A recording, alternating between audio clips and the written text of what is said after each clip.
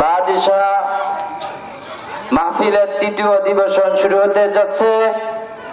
আমি সকল শ্রোতা মণ্ডলীদের উদ্দেশ্য করে বলতে চাই, যারা রাস্তায় এদিকে ওদিকে দাঁড়িয়ে আছেন, ঘোরাফেরা করছেন, আমাদের বিশেষ মেহমান, বিশেষ বক্তা মাহফিলের প্যান্ডেলের স্টেজে চলে এসেছেন।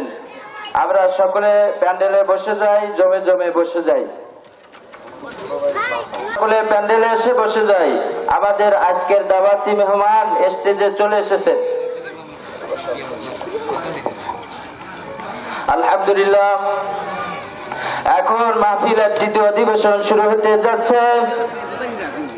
তৃতীয় অধিবেশনের শুরুতে কালামুল্লাহ শরীফ থেকে তেলাওয়াত করবেন মোহাম্মদ আবুল কালাম ভাই। মোহাম্মদ আবুল কালাম ভাই। আলাইকুম ওয়া রাহমাতুল্লাহ।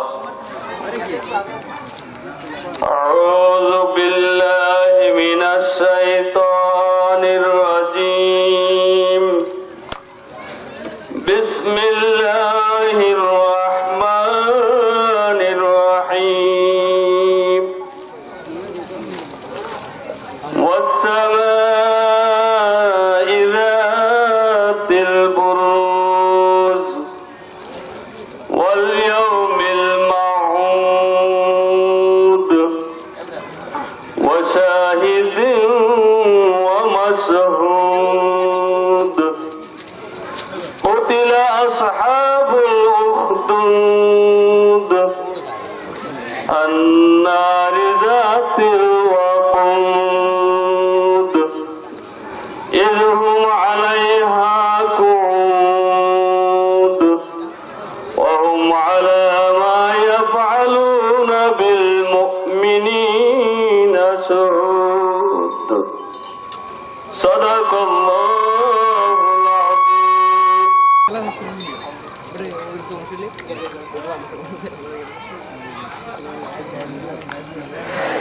জগৎ জুড়ে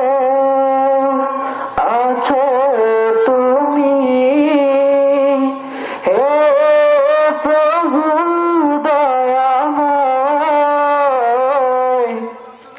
সপ্ত আকাশ সপ্ত জমিন সৃজিলে তুমি অসীম করুণায়। সৃজিলে তুমি অসীম করুণায়।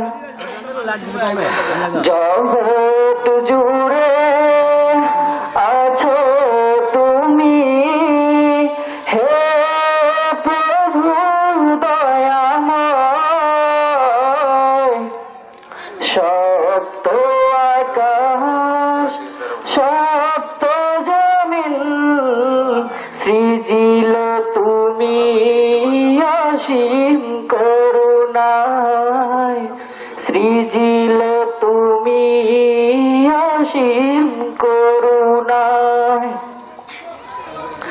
নিশীতে গগনে চলে তারকার মেলা,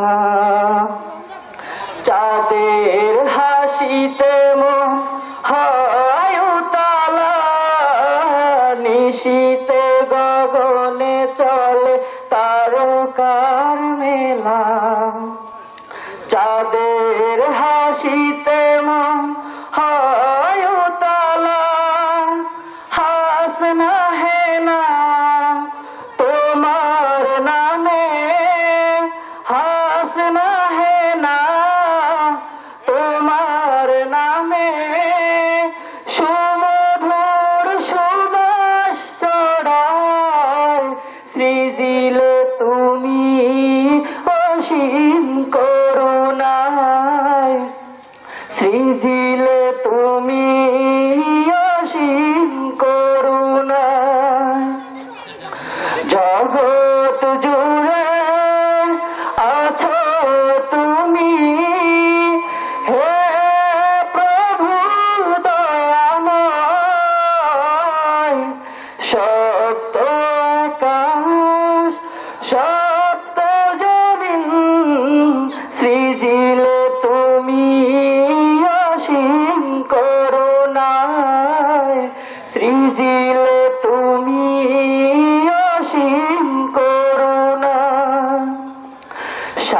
সাত রঙের ধনু নজর কারা জিকির করে সবই আল্লাহ তাআলা।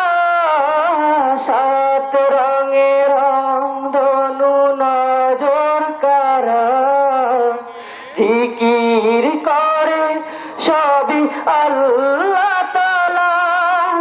তুমি সবার প্রতিপালক, তুমি সবার প্রতিপালক।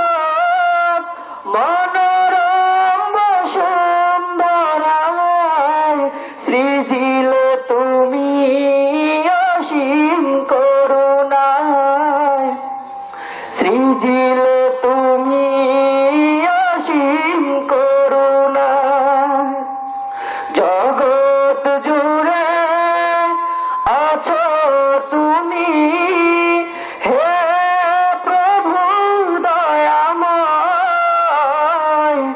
সপ্ত আকাশ সপ্ত জমিন সৃজিলে তুমি অসীম করুণায়, সৃজিলে তুমি অসীম করুণায়। সাগরের কুলে কুলে ঝিনুক মালা জিকির করে সবে আল্লাহ তাআলা। সাগরের কুলে কুলে ঝিনুক মালা জিকির করে সবে আল্লাহ তাআলা। তুমি সবার প্রতিপালক, তুমি সবার প্রতিপালক।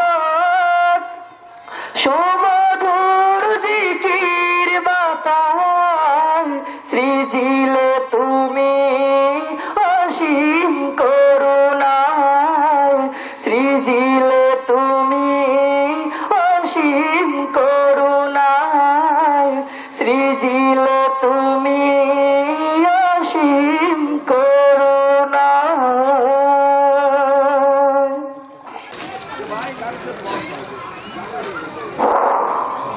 বিসমিল্লাহির রহমানির রহিম। প্রিয় এলাকাবাসী, আমাদের মাঝে ইতিমধ্যে উপস্থিত হয়েছেন আওলালপুর ইউনিয়নের সুনামধন্য চেয়ারম্যান শ্রদ্ধাভাজন বড় ভাই জনাব ওসমান ব্যাপারী। আমাদের মাঝে উপস্থিত হয়েছেন আওলালপুর ইউনিয়ন ৮ নং ওয়ার্ডের মেম্বার জনাব দেলোয়ার হোসেন দর্জি। আমাদের মাঝে উপস্থিত হয়েছেন মনসুর মাতবর। আমাদের মাঝে আরো উপস্থিত হয়েছেন ৭ নং ওয়ার্ডের মেম্বার জনাব আবুল হোসেন সরকার। আমাদের মাঝে উপস্থিত হয়েছেন ৯ নং ওয়ার্ডের মেম্বার জনাব আলাউদ্দিন শিকদার। আপনাদেরকে স্টেজে আসার জন্য বিনীতভাবে অনুরোধ করছি। এর সাথে সাথে আমাদের সকল সদস্য ভাইদেরকে বিনীতভাবে অনুরোধ করছি, এদিক সেদিক যারা দাঁড়িয়ে আছেন তাদেরকে অনুরোধ করে ময়দানে বসার জন্য বিনীতভাবে আমি অনুরোধ করছি। তোমরাও তাদেরকে ময়দানে বসার জন্য অনুরোধ করো এবং সবাইকে ময়দানে বসাও। আর যারা এদিক সেদিক ঘোরাফেরা করছেন আপনাদেরকে বিনীতভাবে অনুরোধ করছি, এখন এই বয়ান শুরু হবে, আপনারা ঘোরাফেরা না করে ময়দানে উপস্থিত হওয়ার জন্য আমি আপনাদেরকে বিনীতভাবে অনুরোধ করছি, বিনীতভাবে অনুরোধ করছি। একটি ঘোষণা শুনে নেই।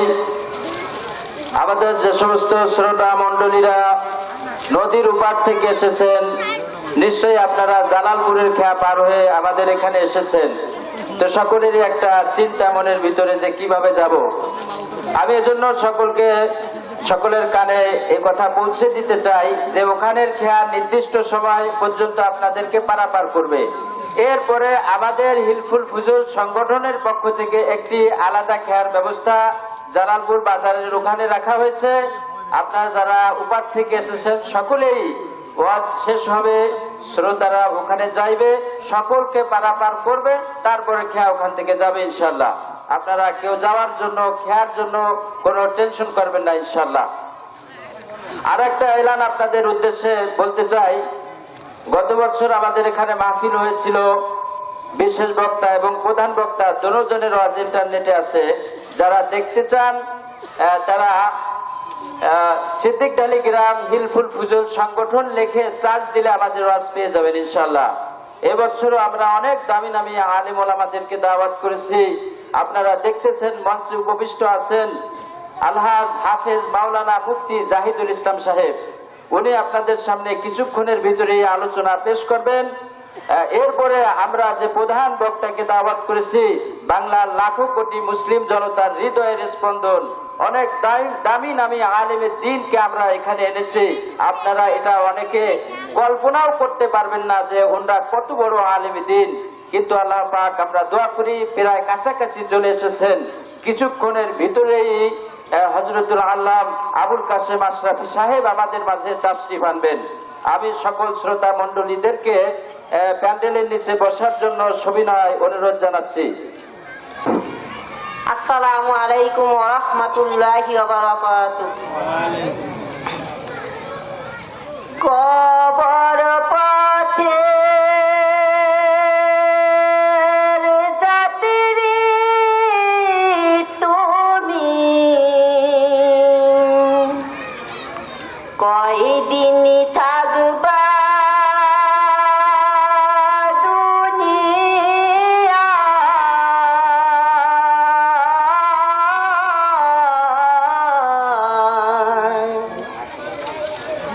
আজরাইল তো তোমার পিছে ঘুরছে সর্বদা, আজরাইল তো তোমার পিছে ঘুরছে সর্বদা। কবর যে কঠিন মাগাম,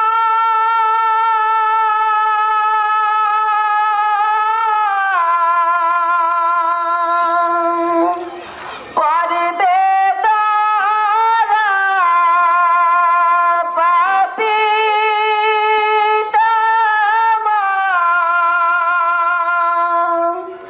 সলসা তৈরি করার মতো জায়গা সে তো নয়।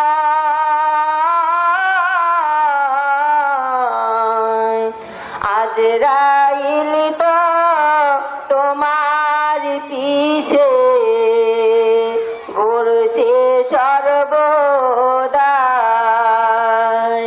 আজরাইল তো তোমার পিছে ঘুরছে সর্বদা। কবরেতে যাওয়ার পরে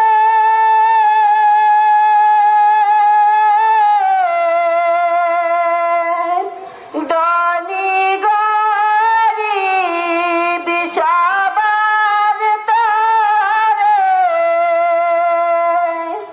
নিষ্ঠুর নির্জন হইবে সেই দিন, যদি আমল নাহি পায়।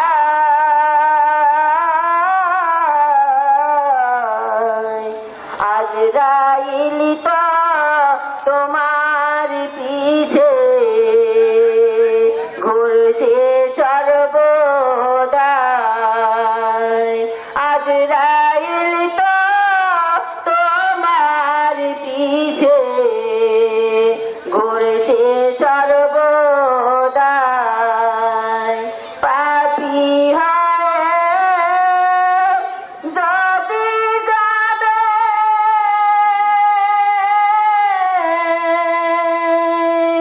সুখের পর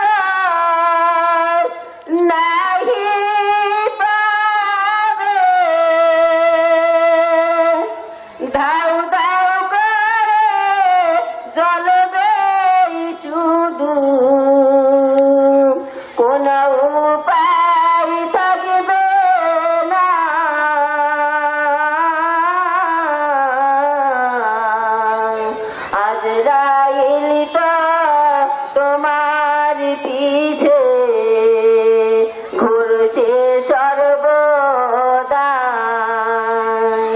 চাও যদি পাইতে রেহাই মাওলার কাছে চাও নিরালাই চোখের জলে চাইতে পারলে সেই দিন কানতে হবে না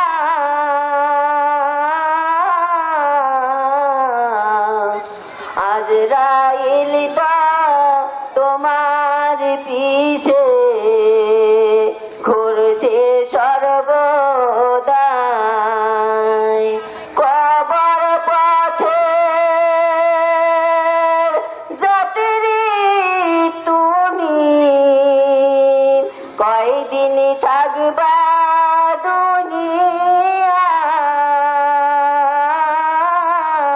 দুনিয়ায় আজরাইল তো তোমার পিছে ঘুরছে সর্বদা আসসালামু আলাইকুম রহমতুল্লাহি ওয়া বারাকাতুহু মাইকটা কই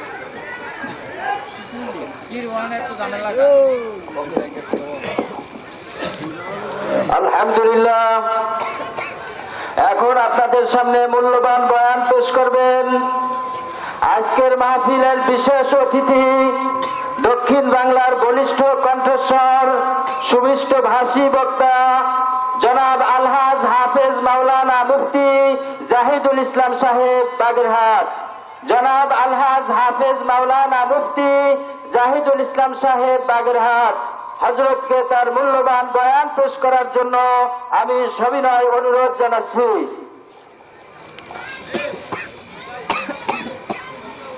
ইন্নাল হামদুলিল্লাহ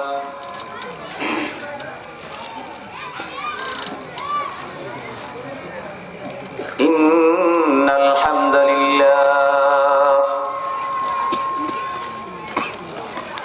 আলহামদুলিল্লাহি নাহমাদুহু ওয়া নাস্তাঈনুহু ওয়া নাস্তাগফিরুহু ওয়া নু'মিনু বিহি ওয়া নাতাওয়াক্কালু আলাইহি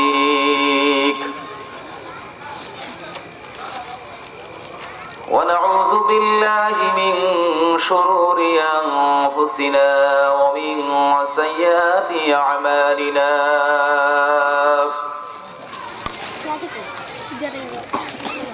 من يهد الله فهو المهتد ومن يضلل فلن تجد له وليا مرشدا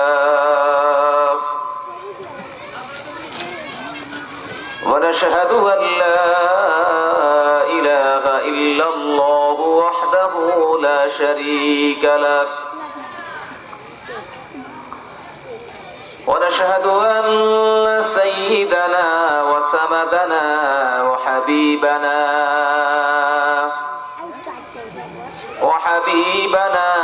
وطبيبنا وحبيب روحنا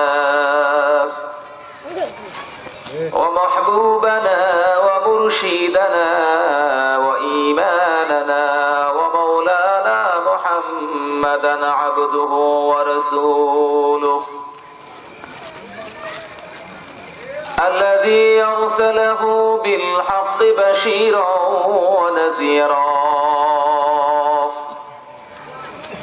وداعيا إلى الله بإذنه وسراجا وقمرا منيرا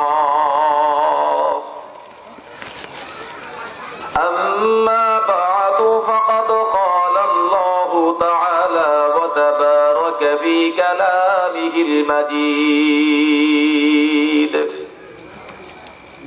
أعوذ بالله من الشيطان الرجيم بسم الله الرحمن الرحيم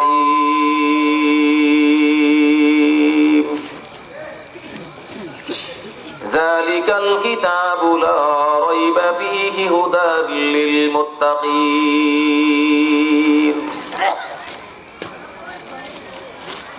اللهم صل على محمد وعلى آل محمد كما صليت على إبراهيم وعلى آل إبراهيم إنك حميد مجيد اللهم بارك على محمد وعلى آل محمد كما باركت على إبراهيم وعلى آل إبراهيم إنك حميد مجيد أستغفر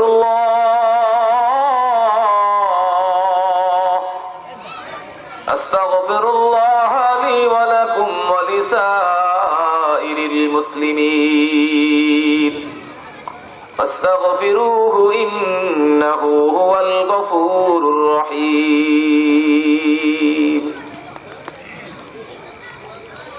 معزز محترم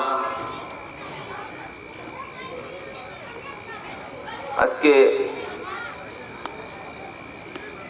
15 ফেব্রুয়ারি দিন কর্তৃক আয়োজিত সিদ্দিক ঢালি গ্রাম হিলফুল ফুজুল সংগঠনের উদ্যোগে দ্বিতীয় বার্ষিক ওয়াজ মাহফিলের সম্মানিত সভাপতি জনাব হযরত মাওলানা শামসুল আলম আনোয়ারী সাহেব, আজকের মাহফিলের প্রধান আকর্ষণ হযরতুল আল্লাম, আমার মাথার তাজ,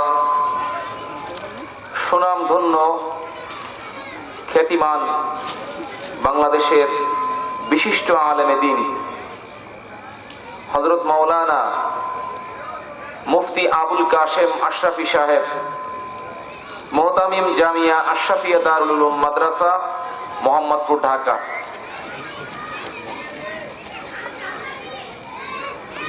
আল্লাহ রাব্বুল আলামিনের দরবারে আমরা শুকরিয়া আদায় করি।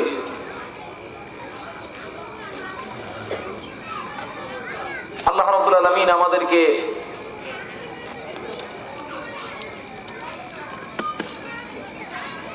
হাজারো কাজ কাম ফেলে দিয়ে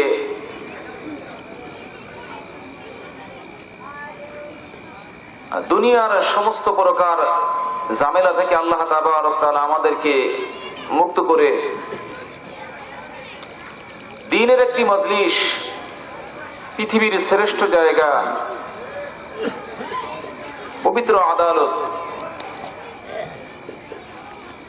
যেই জায়গায় আসলে আল্লাহ রাব্বুল আলামিন মানুষকে অন্ধকার থেকে আলোর পথ দেখায়, সেরকম দামি একটি মজলিসে আল্লাহ সুবহানাহু ওয়া তাআলা আমাদেরকে দ্বীনের কিছু কথা শোনার এবং বলার তৌফিক আল্লাহ রাব্বুল আলামিন আমাদেরকে দান করেছেন। এই জন্যই আমরা সকলেই অন্তরস্থল থেকে প্রাণটাকে উজ্জ্বল করে দিয়ে আল্লাহ তাআলা দরবারে সকলেই শুকরিয়া আদায় করি, সকলেই বলি আলহামদুলিল্লাহ।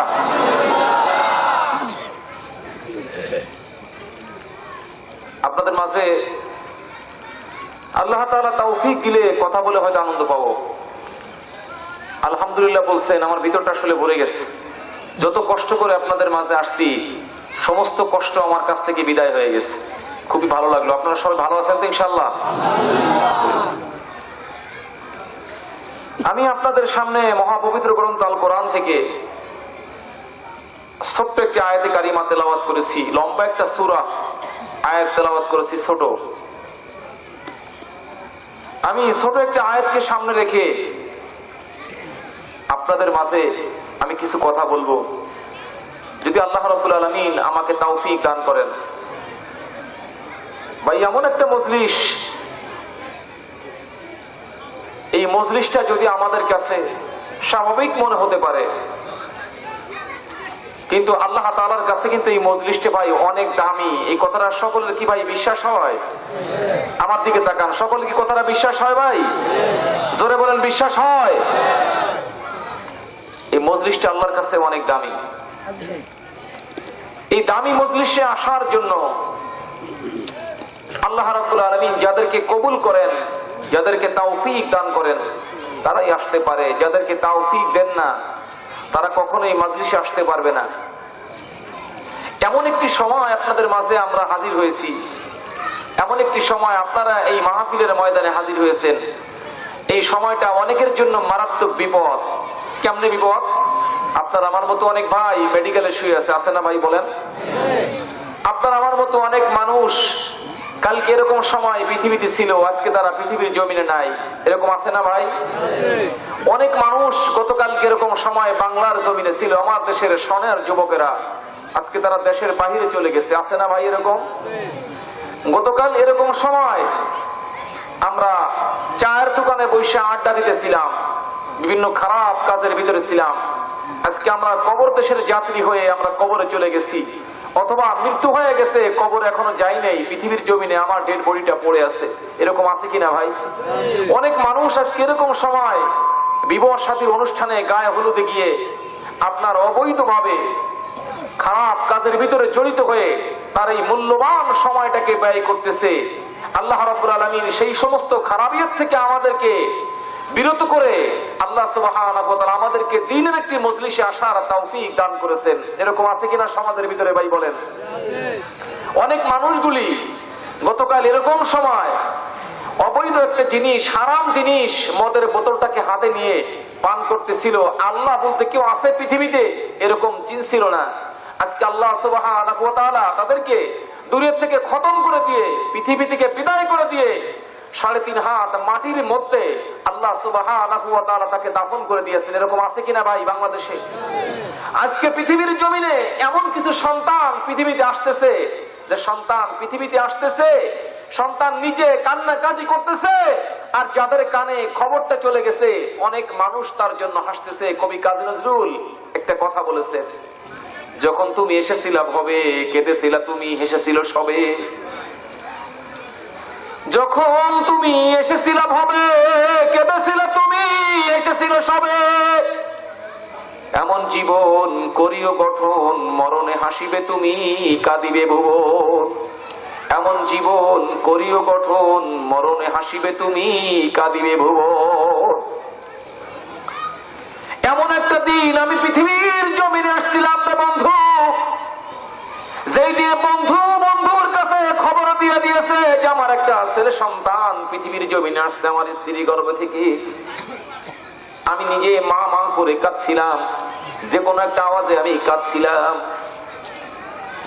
আর যাদের কানে খবরটা চলে গেছিল তারা শুনে মনে মনে হাসতেছিল, মুখের ভিতরে দাঁতগুলি মুক্তার দানার মতো বের করে দিয়ে হাসছিল, তোর একটা ছেলে হয়েছে, কতই না সুন্দর হয়েছে। ও বন্ধু, ওই দিন আর তোমার মৃত্যুর দিনটা কঠিন কালেও সমান হবে না। যখন তুমি পৃথিবীর জমি ছেড়ে বিদায় হয়ে যাবে, সেই দিন তোমার জন্য সময় হবে না। তুমি যখন পৃথিবীর জমিন ছেড়ে বিদায় নিয়ে চলে যাবে, এমন জীবন করিও গঠন, মরণে হাসিবে তুমি, কাঁদিবে ভুবন। এমন একটা জীবন তুমি গঠন করতে পারো নাই, মৃত্যুর সময় তোমার মুখের ভিতরে হাসি ফোটে নাই। মানুষের কানে খবর হয়ে গেছে অমুক এলাকার থেকে অমুক ব্যক্তি পৃথিবীর জমিন ছেড়ে বিদায় হয়ে গেছে, কিন্তু মানুষগুলি আফসোস করেছে লোকটা মরে গেছে না, মানুষ বেঁচে গেছে, ভালো হয়েছে। এমন একটা মানুষ পৃথিবীর জমিন আসছিল, যার মৃত্যুর সংবাদে পৃথিবীর জমিনটা অন্ধকার হয়ে গিয়েছিল। আপনারা কি জানেন যে এলাকার থেকে একজন আলেমে দিন বিদায় হয়ে যায়, এলাকাটা অন্ধকার হয়ে যায়। যে এলাকা থেকে একজন বদ্দিন খতম হয়ে যায়, সে এলাকার মানুষ আল্লাহর কাছে পানা চায়। ওই বদ্দিন ব্যক্তির থেকে আল্লাহ তোমার কাছে আমি পানা চাই। দ্বীনের মজলিস কায়েম হয়েছে, দ্বীনের কথা শ্রবণ করার জন্য আমরা এখানে ছুটে আসছি। আমরা এখান থেকে কিছু নিয়েই বাসায় ফেরত যাব। এমন কোনো কাজ আমরা কেউ করিব না, যা শুনিব এখানেই রেখে যাব, এরকম নিয়েতে ভাই কেউ আসছেন নাকি? জোরে বলেন, জোরে বলেন, এরকম নিয়েতে কেউ আসছেন নাকি? এরকম নিয়ত যদি আমাদের এই ভিতরে থাকে, আমাদের এই নিয়তটাকে আমরা বের করে দিব। আমি আপনাদের মাঝে পবিত্র কালামে পাক থেকে ছোট্ট একটা আয়াত কারিমা তেলাওয়াত করেছি। সূরাটার নাম সূরাতুল বাকারা। কোরআন শরীফের ভিতরে 114টা সূরা আছে, তার ভিতরে প্রথম সূরা হচ্ছে সূরাতুল ফাতিহা, দ্বিতীয় নাম্বার সূরা সূরাতুল বাকারা। এই সূরাতুল বাকারা থেকে আমি একটা আয়াত কারিমা আপনাদের মাঝে তেলাওয়াত করেছি। স্বল্প সময়ের ভিতরে আয়াতকে সামনে রেখে আপনাদের মাঝে আমি মুত্তাকি হওয়ার জন্য কতগুলি আলামত রয়েছে, এই আলামতের কিছু কথা আপনাদেরকে আমি শোনাবো, যদি আল্লাহ পাক তৌফিক দান করেন। প্রত্যেকটা কথাই মানুষের জন্য জরুরি। আপনারা মনে করতে পারেন আমরা নিচে বসে আছি, হুজুর একটা চেয়ারের মধ্যে বসছে, এই চেয়ারের কি দাম হতে পারে? এই চেয়ারের ইজ্জত, চেয়ারের সম্মান সম্পর্কে আপনাদের মাঝে যদি বলি, তাহলে আপনাদের কতটা প্রসঙ্গগুলো শিওরে উঠবে। হুজুর কেমন কথা বলেন, এই চেয়ারটা কি এমন দামি হতে পারে? এক কাপ রং চার বিনিময়, 10টা টাকার বিনিময়, এক প্যাকেট বিড়ির বিনিময়, সিগারেটের বিনিময় আমাদের ইমানটাকে আমরা নষ্ট করতেছি। এক প্যাকেট চার বিনিময়ে জবানটাকে বিভিন্ন মানুষের কাছে আমরা বিক্রয় করতেছি। ইউনিয়ন কাউন্সিলের ভিতরে, একটা ইউনিয়নের ভিতরে যতগুলি ওয়ার্ড থাকে, প্রত্যেকটা ওয়ার্ডে একটা মেম্বার থাকে, প্রত্যেকটা মেম্বারের জন্য ইউনিয়ন কাউন্সিলের ভিতরে একটা করে চেয়ার দেওয়া থাকে। একটা চেয়ারের মালিক হওয়ার জন্য লক্ষ লক্ষ টাকা মানুষ ব্যয় করিয়া তারপরে ওই চেয়ারটায় বসার জন্য চেষ্টা করে ভাই। তার কারণটা কি জানেন? এই চেয়ারটা 1400 বছর আগের থেকে আল্লাহর কাছে অনেক দামি হয়ে গেছে, আর কিয়ামত পর্যন্ত এই চেয়ারটার দাম আল্লাহর কাছে থাকবে। আমরা যদি এই চেয়ারের ইজ্জত ধরে রাখতে পারি আলহামদুলিল্লাহ ভালো, আর যদি আমরা এই চেয়ারের ইজ্জত ধরে রাখতে পারি না পারি, তাহলে আমাদের মতো বেইজ্জতি মানুষ পৃথিবীতে আর কেউ নাই। হুজুর এইটা কেমনে হয়?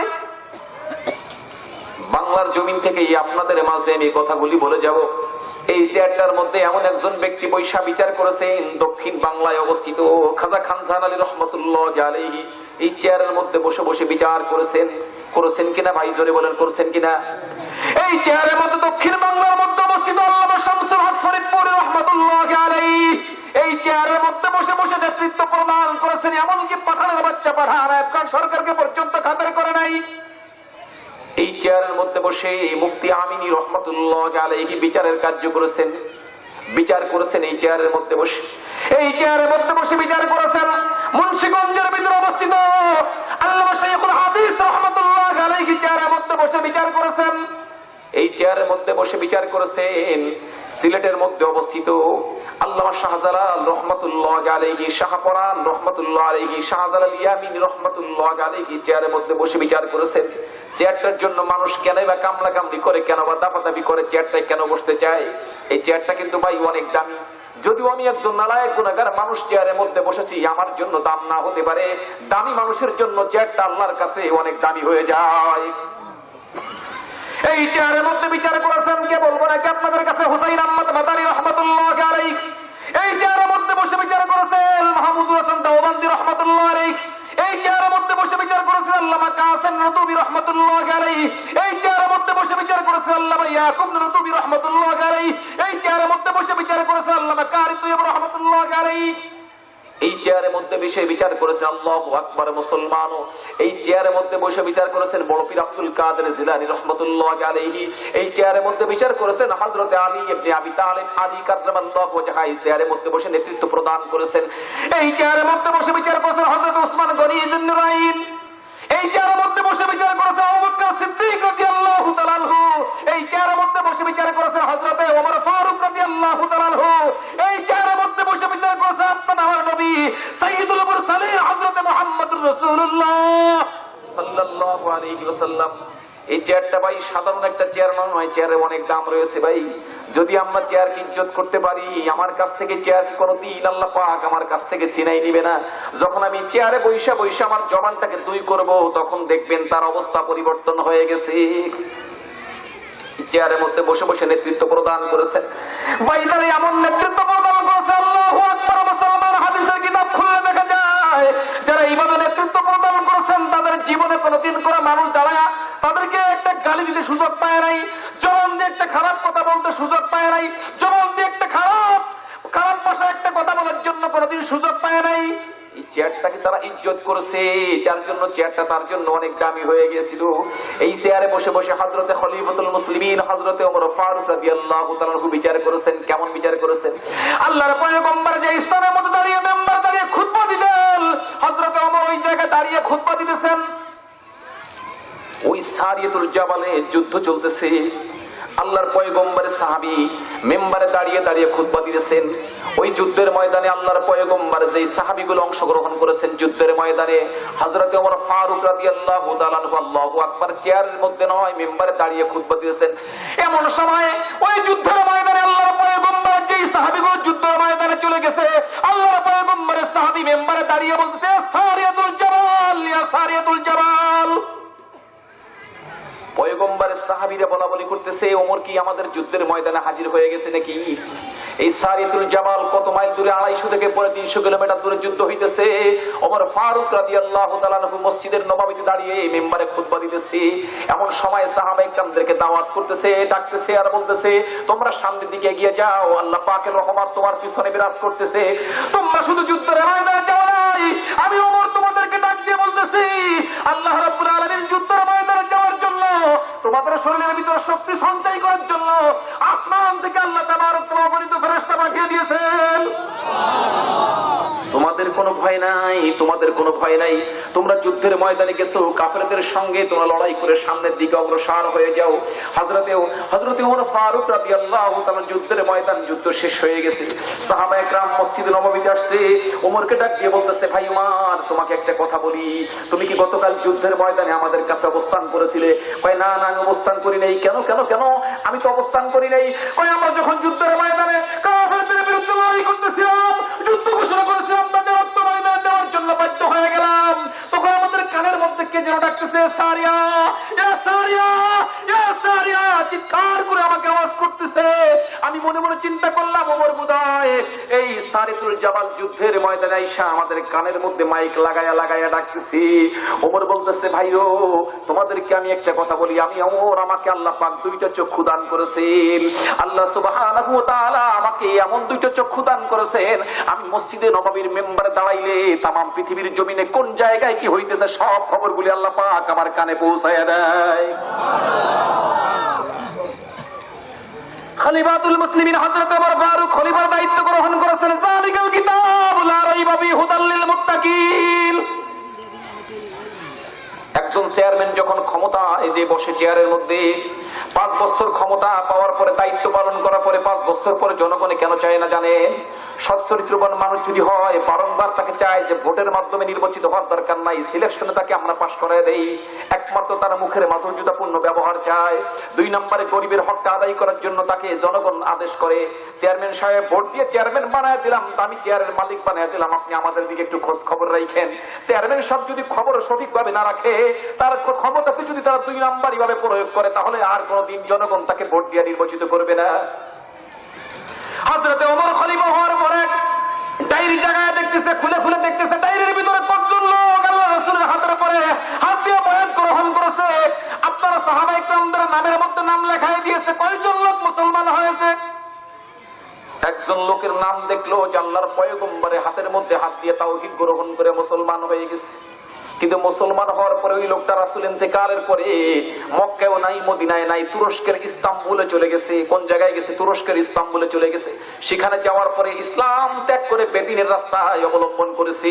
সেখানে গিয়ে ইসলাম রাখে নাই, সেখান থেকে লোভ লালসা পাওয়ার পরে, টাকা পয়সা জমিদারি পাওয়ার পরে ইস্তাম্বুলে গিয়ে মারাত্মক একটা বিশাল দায়িত্ব পাওয়ার কারণে ইসলাম ধর্মে থেকে বাদ দিয়ে সে একজন অমুসলিমদের ধর্মে দীক্ষিত হয়ে গেছে। খলিফাতুল মুসলিমিন হযরত ওমর ফারুক ডায়েরিটা খুলে দেখলেন যে লোকটা মুসলমান হয়েছে, আল্লাহ রাসূলের হাতে তাওহীদ গ্রহণ করেছে। লোকটা আজকে কি করেছে? ইস্তাম্বুলে গিয়ে তাওহীদ ছেড়ে দিয়ে অমুসলিমদের ধর্মে দীক্ষিত হয়ে গেছে। লোকটাকে তোমরা খবর দাও। খলিফাতুল মুসলিমিন ওমর ফারুক মেম্বারে দাঁড়িয়ে বলতেছে, তোমাদের মধ্যে কেউ আছে কি? আমি একটা চিঠি লিখে দিব, তোমরা সেখানে যাবে, যাওয়ার পরে আমার ওই সাহাবী ভাইয়ের কাছে চিঠিটা পৌঁছায়া দিবে। আল্লাহর পয়গম্বরের একজন সাহাবী দাঁড়িয়ে গেছে, ওমর আমি যাব, আমার কাছে চিঠি দিলে আমি যত কষ্টই হোক আমি তুরস্কের ইস্তাম্বুলে গিয়ে আল্লাহ পাকের বান্দার কাছে চিঠিটা আমি পৌঁছাইয়া দিব, তুমি আমার কাছে চিঠি দাও। চিঠির মধ্যে হযরত ওমর বিস্তারিত বেশি কিছু লেখে নাই, শুধু বলছে, রে বন্ধু, আমি চিঠি লিখলাম, আমার নাম আব্দুল্লাহ বিন ওমর, আমি খাত্তাবের বেটা ওমর। আমার চিঠিটা পাওয়ার পরে তুমি যদি বদ্দিন হয়ে থাকো, বদ্দিন থেকে তুমি বাদ দিয়ে তুমি ইসলাম ধর্মে দীক্ষিত হবে। আমার চিঠি পাওয়ার পরে দ্বিতীয় কোন ইশকাল তোমার সাথে আমার নাই। যদি মন চায় তাহলে মদিনায় এসো, আমি ওমর আমার সঙ্গে তোমার দেখা হবে, তোমার একটু মেহমানদারি করাইব। আল্লাহর পয়গম্বরের সাহাবী চিঠি লয়ে চলে গেছে তুরস্কের ইস্তাম্বুলে। দীর্ঘদিন পর্যন্ত সময় লেগেছে। আজকে বর্তমানকার জামানায় মানুষ যদি হজে যায়, ভাই মাত্র 6 ঘন্টার রাস্তা জিদ্দা বিমানবন্দরে গিয়ে নামতে হয়। আপনাকে যদি শাহজালাল আন্তর্জাতিক বিমানবন্দর থেকে বিমানে উঠাই দেওয়া হয়, মাত্র 6 ঘন্টা লাগে। 6 ঘন্টায় 6000 কিলোমিটার রাস্তা অতিক্রম করে জিদ্দা বিমানবন্দরে আপনাকে নামাই দেওয়া হবে। জিদ্দার থেকে ময়দান, জিদ্দার থেকে মক্কা হচ্ছে 85 কিলোমিটার দূর, আর মক্কা থেকে মদিনা হচ্ছে 495 কিলোমিটার দূর। আল্লাহ রাব্বুল আলামিন আপনাদের দোয়ার বদৌলতে যাওয়ার তৌফিক দান করেছে। আল্লাহ পাক রাসূলের রওজার পাশে গিয়ে বারংবার সালাম দেওয়ার তৌফিক দান করেছে। আল্লাহর পয়গম্বরের সাহাবী দাঁড়িয়ে বলতেছেন, আপনি আমাকে অনুমতি দেন, আমি কি আল্লাহর বান্দার কাছে চিঠিটা পৌঁছায়া দিব। তুরস্কের ইস্তাম্বুলে চলে গেছে আল্লাহ পাকের বান্দা, সেখানে গিয়ে চিঠি পৌঁছায় দেওয়ার পরে চিঠিটা পড়েছে। পড়ার পরে বলতে, চিঠি তো দিয়েছে ওমর, ওমরের নাম তো আমরা শুনেছি, ওমরের নাম তো শুনেছি, তাহলে তোমার কাছে আমি 2টা দাবি করব। ওমর যেই দাবি করেছে, ওমরের দাবি আমি পূর্ণ করব, তবে আমি তোমার কাছে 2টা দাবি করব। দাবি 2টা যদি ওমর আমার পূর্ণ করতে পারে, তাহলে আমি তাওহীদ গ্রহণ করে মুসলমান হয়ে যাব। দিন থেকে আমার নাম কেটে দিয়ে আমি তাওহীদের তলে অংশগ্রহণ করব। সিংহাসনের মধ্যে বৈশা জনগণের সামনে বক্তব্য দিতেছে, এমন সময় যুবক চিঠিটা নিয়ে আল্লাহ পয়গম্বরের সাহাবীর কাছে চিঠি পৌঁছায় দিয়েছে। চিঠি দেখা মাত্রই ওই মেম্বার থেকে নাইমা নিচে আসছে, চিঠিটা খুইলা সুন্দর করে পড়েছে। পড়ার পরে ওমর একটা শব্দ লিখেছে, তুমি বন্ধু রাসূলের হাতের পরে হাত দিয়ে তাওহীদ গ্রহণ কইরা তুমি এই দেশ ছেড়ে তুমি তুরস্কে যায়া লোভ লালসায় পড়ে তুমি তাওহীদ ছেড়ে দিয়া তুমি অমুসলিম ধর্মে দীক্ষিত হয়েছো লোভের কারণে। তুমি লোভ ছেড়ে দাও, তুমি তাওহীদ গ্রহণ করো, আল্লাহ রাসূলের সুপারিশ মোতাবেক আল্লাহ তাআলা তোমাকে জান্নাত দিয়ে দিবে। তুরস্কের ইস্তাম্বুলে আল্লাহ পাকের বান্দা চিঠি পৌঁছায়া দিয়েছে। চিঠি পড়ার পরে বলতেছে, তোমার কাছে আমার 2টা দাবি ওমরকে গিয়ে বলবে। 1 নম্বর দাবি, আমি জানি ওমরের একটা মেয়ে এখনো বিবাহ হয় নাই, ওমরের একটা মেয়ে এখনো বিবাহ হয় নাই। যদি মন চায় ওমরের একটা কন্যাকে যদি আমার সঙ্গে বিবাহ দেয়, তাহলে আমি একটা দাবি মেনে নিব। আর একটা দাবি হলো, আমি শুনেছি ওমর অর্ধ জাহানের খলিফা, অর্ধ জাহানের খলিফা থেকে 2টা ভাগ করে অর্ধেক জাহানের খলিফা আমাকে বানায়া দিবে। এই 2টা দায়িত্ব যদি ওমর পালন করতে পারে, 2টা দাবি যদি আমার পূর্ণ করতে পারে, তাহলে আমি তাওহীদ গ্রহণ করব, আমি বদ্দিনের ধর্ম আমি ছেড়ে দিব। আল্লাহ পাকের যুবক বান্দা ডাক দিয়ে বলতেছে, না, আমি তোমার একটা ওয়াদা দিতে পারি, ওমরের মেয়ে মানে আমার মেয়ে, ওমরের কন্যা মানে আমার কন্যা, ওমরের মেয়ে তোমার সঙ্গে বিবাহ দেওয়ার জন্য আমি ওমরের কাছে সুপারিশ করতে পারি। সুপারিশ না মানলে সুপারিশ মানার জন্য ব্যবস্থা করতে পারি। অর্ধ জাহানের খলিফা বিশিষ্ট বিশিষ্ট সাহাবারা এক জায়গায় বসে মশালার মাধ্যমে তাকে অর্ধ জাহানের খলিফার পদ দেওয়া হয়েছে। এই জায়গা তোমাকে আমি সরায়া আর একজন মানুষকে বসাবো, এরকম ক্ষমতা আমাকে দেওয়া হয় নাই, এই পাওয়ারটা আমার ভিতরে নাই। আমাকে মদিনা যাইতে সময় দাও, আমি ওমরের কাছে গিয়ে 2টা প্রস্তাব পেশ করব। যদি ওমর মেনে নেয়, তোমাকে খবর দেওয়া হবে, তাহলে তুমি বদ্দিন ছেড়ে দিয়ে তুমি কি দ্বীনের দিকে দীক্ষিত হবে কিনা। আল্লাহ পাকের যুবক বান্দা ডাক দিয়ে বলে, না না, 2টা দাবি যদি পূর্ণ করে, তাহলে অচিরেই আমি তাওহীদ গ্রহণ করব।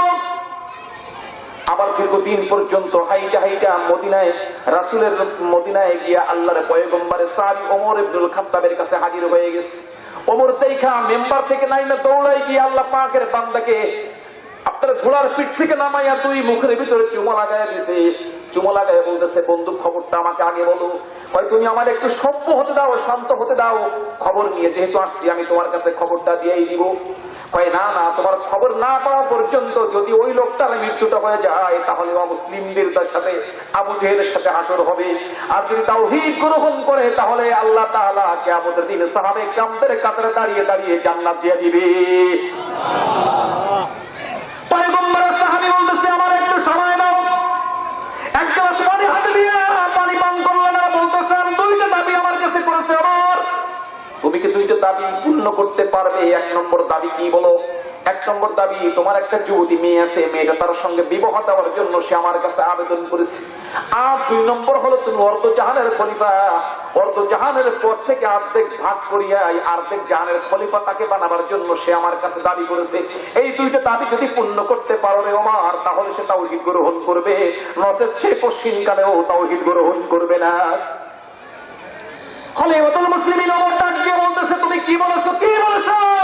কই আমি বলেছি ওমরের কন্যা মানে আমার কন্যা, ওমরের মেয়ে মানে আমার মেয়ে। ওমর যদি আমাকে বলে নাও বলে, ওমর যদি আমাকে অনুমতি নাও দেয়, তাহলে আমি জোরপূর্বক হলে ওমরের মেয়েটাকে আমি তুরস্কের ইস্তাম্বুলে একজন প্রেসিডেন্ট পদে যে যুবক বসে আছে, মুসলমান ছিল, মুসলিম হয়ে গেছে, মুসলমান ধর্মে আনার জন্য, আল্লাহ রাসূলের একজন উম্মত বানাবার জন্য যদি আমার এই শর্ত স্বার্থ আমার ত্যাগ করতে হয়, তাহলে আমি তোমার মেয়েটাকে তার সঙ্গে বিবাহ দিব। একটা দাবি আমি বলে আসছি, কিন্তু অর্ধজাহানের খলিফার পর তোমাকে বাদ দিয়ে ওই জায়গার মধ্যে ওই লোকটাকে বসাবো, এইটার দাবি আমি পূর্ণ করতে পারিব না। যেহেতু এইটা আমরা কয়েকজন সাহাবী এক জায়গায় বসে মশারার মাধ্যমে কাম করেছিলাম, এই মশারার কাজ তোমাকে ছাড়া ওমর পশ্চিমকালে হবে না, এই জন্য আমি তাকে বলি নাই। ওমর ডাককে বলতেছে, বন্ধু তুমি বড় ভুল করেছো, তুমি বড় ভুল করেছো। কেমনে আমি ভুল করলাম? কই তুমি বড় ভুল করেছো, তুমি অর্ধজাহানের খলিফা নয়। আল্লাহ তাআলা যদি সুলাইমানের মতো তামাম পৃথিবীর জমিনের প্রেসিডেন্ট আমাকে বানায়া দেয়, একজন মুসলিম মানুষ যদি মুসলমান হওয়ার জন্য আমি ওমর আমার কাছে দাবি করি, আল্লাহর কসম করে বলি, ওই রৌজাওয়ালার কসম করে বলি, আমি অর্ধজাহানের খলিফা নয়, তামাম পৃথিবীর জমিনটাকে তাকে দিয়ে দেওয়া হবে যদি সে ইসলাম ধর্মে দীক্ষিত হয়। বন্ধু তুমি বড় ভুল করেছো, আমি গেলে কি আমি যদি তাকে পাই, তাহলে অর্ধজাহানের খলিফা নয়, আমার যে দায়িত্ব ওই চেয়ারের মধ্যে ওই লোকটাকে বসাইয়া দিয়া আমার মেয়েটাকে তার সঙ্গে বিবাহ দেওয়া, আমি আমার আল্লাহ পাকের রাসূলের একজন সাহাবীকে আমি আমার দলে দলভুক্ত করতে চাই। আমি যদি সময় পাই তাহলে তার কাছে গিয়ে আমি আবেদন পূর্ণ করে দিব। এরপরে ওমর লোকালসে চায় নাই, এরপরে ওমর দুনিয়া চায় নাই, ওমর চেয়েছে আখিরাত। হযরত ওমর ইবনে খাত্তাব রাদিয়াল্লাহু তাআলা বলেন, গভীর রাত্রে আমার গায়ের পোশাক খুলিয়া যালিকাল কিতাবুল লা রাইবা ফীহি হুদাল লিল মুত্তাকিন, আল্লাহ তাআলা নিঃসন্দেহে মুত্তাকিদের জন্য কিতাব নাযিল করেছে। আমি অন্ধকার রাতে আমার গায়ের পোশাক খুলিয়া আমি জঙ্গলের দিকে তাকিয়ে দেখি মরুভূমির মধ্যে কি যেন পিনপিন করে বাতি জ্বালাইতেছে।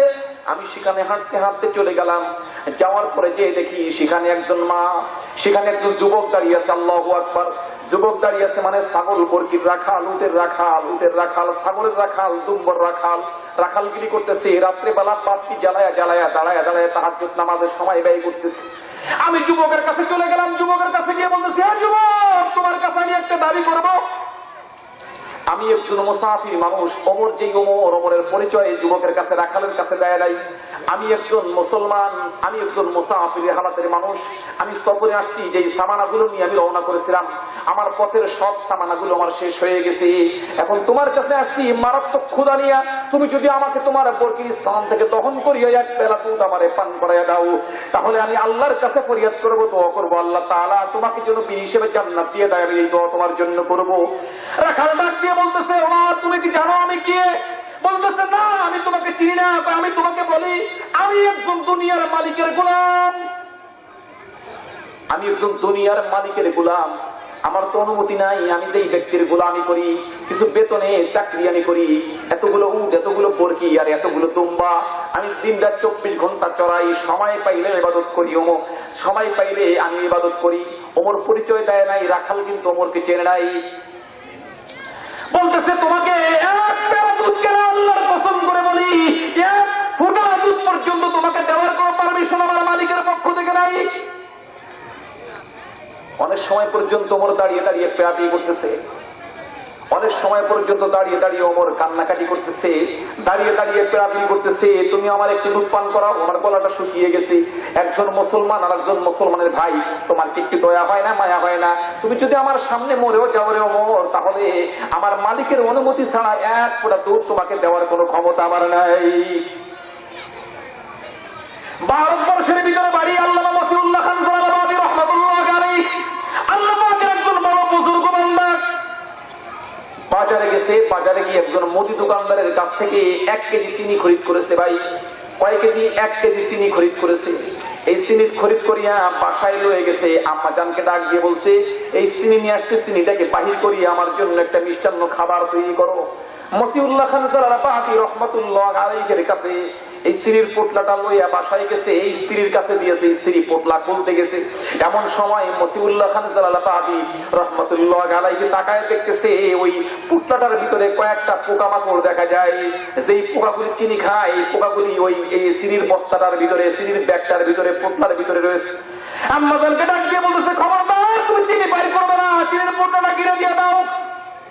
আমি বাজারে গিয়ে দোকানদারের কাছে আমি চিনির পোটলাটা ফেরত দিয়া দিব। মসিউল্লাহ খান জালালাবাদী রহমাতুল্লাহ আলাইহি চিনির পোটলাটা লইয়া বাজারে চলে গেছে মুদি দোকানদারের কাছে। ভাই, দয়া করে আমাকে মাফ করে দিও, তুমি এই চিনির পোটলাটা ফিরাইয়া নাও, তুমি দয়া করে আরেকটা বস্তার ভিতর থেকে আমার 1 কেজি চিনি মাটিয়ে দাও, এই চিনি কেজি তুমি ফেরত নাও। ডাক দিয়ে বলতেছে, কেন কেন আপনি চিনি আমাকে ফেরত দিবেন কেন? হুজুর, আমার কি কোনো বেয়াদবি হয়েছে? আমি কোন পাখায় ওজন দেওয়ার সময় কম দিলাম নাকি? কয়, না না বাবা, তুমি কোনো কম দাও নাই, তুমি কোনো ভুলও করো নাই। ভুল আমি করেছি, এই জন্য তোমার কাছে চিনি ফেরত নিয়ে আসছি। দয়া করে চিনির পোটলাটা খুইলা যে স্থান থেকে আমাকে মেপে দিয়েছিল ওই স্থানের ভিতরে চিনিটা ঢেলে দাও। ঢেলে দেওয়ার পরে অন্য বস্তা খুলি আমার 1 কেজি চিনি মেপে দাও। ব্যবসায়ীর মনের ভিতরে আতঙ্ক সৃষ্টি হয়ে গেছে, এত বড় একজন বুজুর্গ মানুষকে আমি কষ্ট দিলাম, না হয় আমি হালাক হয়ে যাই, না হয় আমি জাহান্নামের একজন বাসিন্দা হয়ে যাই, এটা কেমন করে হয়? চিনির বস্তাটা খুলছে, খোলার পর এক জায়গার ভিতর থেকে মসিউল্লাহ খান জালালাবাদী রহমাতুল্লাহ আলাইহিকে একটা পোটলার ভিতরে 1 কেজি চিনি মেপে দিয়েছি। ওই চিনি কেজি নিয়ে যাওয়ার সময় হাত পায়ে ধরে বলতেছে, হুজুর, কিসের জন্য আপনি চিনিটা আমাকে ফিরাইয়া দিলেন? কয়, বাবা, কিসের জন্য আমি ফিরাইয়া দিছি তোমাকে আমি বলতে পারবো না, তারপরে তুমি যখন আমাকে বাধ্য করতেছো তোমাকে আমি বলে যাই, এই চিনির পোটলার ভিতরে কতগুলো পোকামাকড়, যেই পোকামাকড় চিনি খায়, জীবন যাপন করে, এই পোকামাকড় সহ তুমি আমাকে চিনি মাপিয়ে দিয়েছো। আমি বাসায় নিয়ে গেছি, যখন আমার চোখের পাওয়ারের মধ্যে বেঁধেছে, চোখের নজরে বেঁধেছে, আমি দেখলাম পোটলাটা খোলার সঙ্গে সঙ্গে কয়েকটা পোকামাকড় এই পোটলার ভিতরে থেকে বাইর হতেছে। আমার কলিজার ভিতরে আঘাত লেগেছে, আমার মস্তিষ্কের আঘাত লেগেছে। আল্লাহর কসম করে বলি, আমি মনে মনে চিন্তা করলাম যে আল্লাহু আকবার, মুসলমান, যদি আমি চিনির পোটলাটা এইখানে খুলিয়া দেই তাহলে পোকামাকড় গুলো বাহির হয়ে এইখান থেকে ঘোরাঘুরি করবে। প্রত্যেকটা পোকার মা আছে, প্রত্যেকটা পোকামাকড়ের বাবা আছে। যদি পোকামাকড় গুলি মা হারা হয়ে যায়, বাবা হারা হয়ে যায়, আর যদি আমার মৃত্যুটা হয়ে যায়, কিয়ামতের ময়দানে এই পোকামাকড় গুলি আল্লাহর আদালতের সামনে দাঁড়িয়ে আমি মসিউল্লাহ খান আমার বিরুদ্ধে অভিযোগ দায়ের করবে। আমি মসিউল্লাহ খান পৃথিবীর জমিন থেকে বিদায় হয়ে যেতে চাই, কিন্তু আমি এরকম চাই না পৃথিবীর জমিনে কোন একটা পক্ষী জগতের পক্ষীরা, কোন একটা পিপিলিকার জগতের পিপিলিকারা আল্লাহর আদালতের সামনে দাঁড়িয়ে আমি মসিউল্লাহ খান আমার বিরুদ্ধে অভিযোগ দায়ের করে আমার ভিতরে ভয় হয়ে গেল, যার জন্য আমি চিন্তা করলাম চিনিটা নিয়ে বাজারে চলে যাব, দোকানদারকে ফিরে দিব যে এই বস্তার থেকে আমাকে চিনি বাহির করে দিয়েছিল, ওই বস্তার ভিতরে যদি চিনি ঢেলে দেয় তাহলে তার পোকামাকড় গুলো হাইটা হাইটা যারা যারা বাপ মার কাছে পৌঁছায় যাবে। আল্লাহর শপথ করে বলি, কসম করে বলি, কিয়ামতের দিন আমি মসিউল্লাহ খান আমার বিরুদ্ধে কোন জগতের একটা প্রাণীও পর্যন্ত আমার বিরুদ্ধে অভিযোগ দায়ের করতে পারবে না। যালিকাল কিতাবু লা রাইবা ফীহি হুদাল লিল মুত্তাকিন। হযরত ওমর ওই রাখালের কাছে দাঁড়িয়ে বড়াবড়ি করতেছে, বন্ধু, তুমি একজন মুসলমান, আমি একজন মুসলমান, তোমার যদি দয়া হয় তাহলে তুমি আমারে একটু দুধ, 1 পেয়ালা দুধ আমারে পান করাও। রাখাল বলতেছে, মালিকের অর্ডার নাই, তোমাকে আমি 1 ফোঁটা দুধও পান করাইতে আমি পারবো না। এই কথা রাখাল বারবার বলতেছে। ওমর কিন্তু পরিচয় দেয় নাই।